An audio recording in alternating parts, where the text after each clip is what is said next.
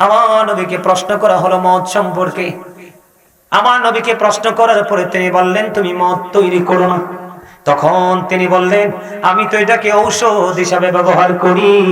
তখন আমার নবী বললেন, হারাম কখনো ওষুধ হতে পারে না, বরং এটাই হলো বড় রোগ।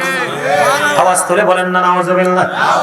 হযরতে দারদা রাদিয়াল্লাহু তাআলা আনহু থেকে হাদিস খানা বর্ণিত, আমার নবী বলেছেন, যারা মদ পান করে তাদের কাছে সকল পাপের দুয়ার খুলে যায়।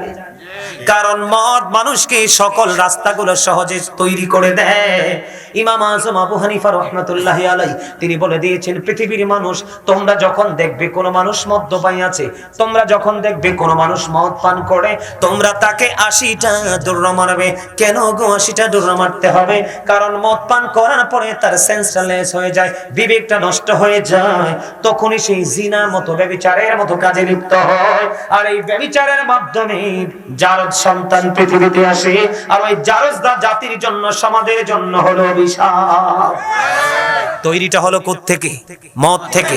কথা বলেন না কেন? ও মদ যারা পান করেন তাদেরকে বলবো, যদি এখানে থাকেন, আমি বলবো, বন্ধু আমাকে শত্রু মনে করো না। যারা সঠিক পথ দেখায় তারাই হলো সবচেয়ে বড় বন্ধু।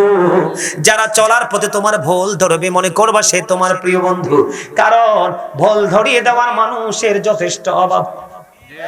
কথা বলেন না কেন? অভাব কিনা?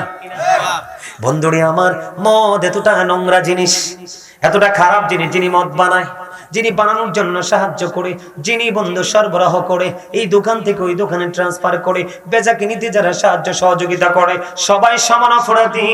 ও বন্ধু, হারাম কম হোক বা বেশি হোক, এটা হারাম হারাম হারাম। এটা দেহকে নষ্ট করে দে, বিবেককে নষ্ট করে দে, বিবেকটাকে একেবারে পচিয়ে দে, সমাজকে ধ্বংস করে দে, সোনালী জীবন, সোনালী ভবিষ্যৎ, অনিশ্চিত ভবিষ্যতের দিকে ডেকে নিয়ে যায়, তার ফ্যামিলি পরিবারের সুখকে হরণ করে নিয়ে যায়, স্বামী স্ত্রীর বিচ্ছেদ ঘটায়। বন্ধু, আল্লাহ রাব্বুল আল্লাহর হাবিব বলেছেন, যারা আল্লাহ এবং আল্লাহর হাবিবকে, আখিরাতকে যারা বিশ্বাস করে, তারা কখনো মদ পান করতে পারে না, এবং মদ্যপায়ী যারা তাদের সাথে এক টেবিলে বসতে পারে না।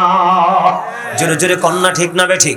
সবচেয়ে বড় ভয়ঙ্কর খবর হলো, যুবক, তোমরা হৃদয়ের জানালা করে শোনো বন্ধু, যারা মদ পান করতে অভ্যস্ত, যেই নারীরা মর্দা মহিলা হয়ে গেছে, যারা পুরুষের পোশাক পরে, পুরুষের জুতা পরে, পুরুষের ছোট্ট ছোট্ট একটা টি শার্ট পরে, পুরুষের প্যান্ট